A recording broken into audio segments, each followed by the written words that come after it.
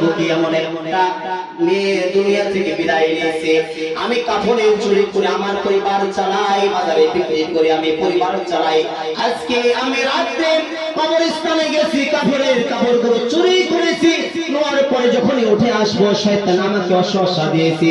আল্লাহর পয়গম্বর নবী আমি তার সাথে জিনা করেছি, আমি অপরাধ করেছি। আল্লাহ পয়গম্বর বলেন, যুবক, এক তুমি কবরে মৃত্যু মরা মানুষের লাশের সাথে জিনা করেছো। 2 নম্বর তুমি কবরের ভিতরে তুমি জিনা করেছো।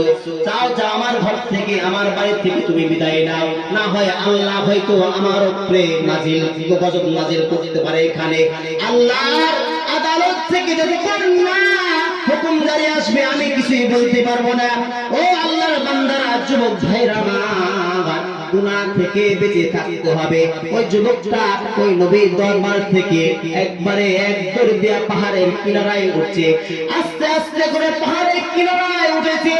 আল্লাহ একদিন না 2 দিন না 40 দিন পরে আমার আপনার পয়গম্বর, আমার আপনার আল্লাহ, আমার আপনার রব জিবরাইল আলাইহিস সালামকে পাঠিয়ে দিয়েছে।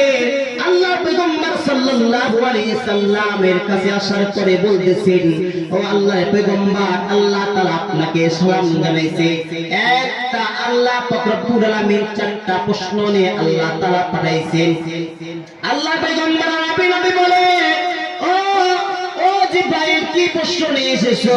জিবরাইল আলাইহিস সালাতু ওয়াস সালাম বলে, আল্লাহ পয়গম্বর নবী 1 নম্বর প্রশ্ন, আসমান এবং জমিন এবং পৃথিবীতে যা কিছু আছে এগুলো বানাইছে কে? আপনি না আল্লাহ?